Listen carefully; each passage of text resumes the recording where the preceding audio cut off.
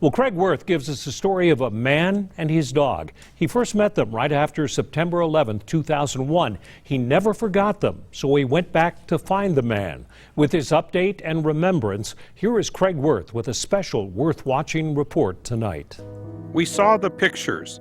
They united a country, and first responders were our new symbols of America. Well, after 9/11, it was a story of tributes and a story of heroes. For one Salt Lake man, it was a really special hero, a friend. The man is Dave Richards. The friend was a dog named Cowboy. Within what seemed like just a few hours, they were at Ground Zero after being deployed to Hill Air Force Base as the towers fell. Cowboy and 4 other Utah dogs were indeed first responders, among the best rescue dogs around. When we would ride the bus every morning from the Jacob Javits Center down to the World Trade Center site, New Yorkers would be in the middle of the street with signs and flags and, supporting the effort at the trade centers.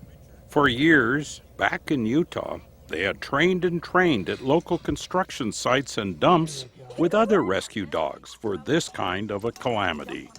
We're going to search this whole pit today.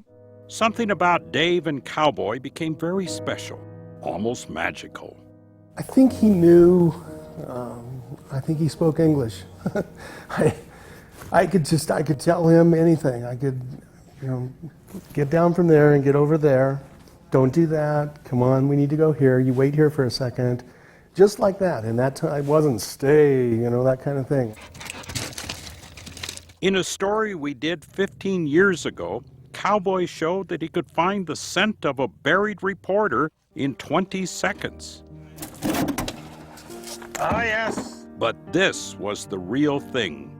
It was walking on top of beams that were still hot from the explosions and over fires from the smoldering debris. I think about what he thought we were doing.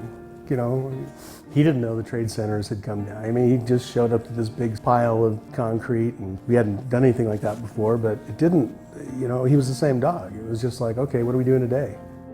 The two looked for a miracle of life in the rubble, but there were no miracles. In our chat 15 years ago, Dave remarked how Cowboy would not give up. He doesn't have gloves and knee pads and a hard hat and steel-toed boots. He just has what God gave him, and he's out there giving his all in conditions without a respirator, working his little butt off. Dave's hand was Cowboy's pillow as they got a couple hours of rest now and then. I'd wake up and he was asleep too, and I took some comfort in that, knowing that he actually does close his eyes occasionally. For 8 days, they searched and searched. It was demoralizing to know there weren't any people who were alive, just bodies. But it was in these conditions Cowboy seemed to sense that he might have a unique gift that could bring some moments of calmness and relief to the responders. If there was a stick on the ground or a ball or something like that, he could grab it and he'd flick it at you. And so the firefighters that were all sitting down exhausted on these rows outside the pile, he'd come up to them and he'd look at them and he'd pick something up and flick it at them and whiz past their heads.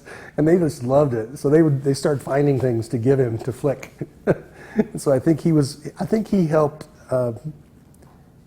bring some sanity to the situation. There was only one Cowboy. He would go on to work Hurricane Katrina in 2005, but like all heroes, they become lost to the ages. Cancer had set into Cowboy. Just as they had spent all other days, Dave and Cowboy would spend their last day together as one. So I took him to Sugar House Park, and we spent the whole day there, laying on a blanket, just watching the world go by. A difficult world that Cowboy made better as a hero. Craig Wirth, Good for Utah.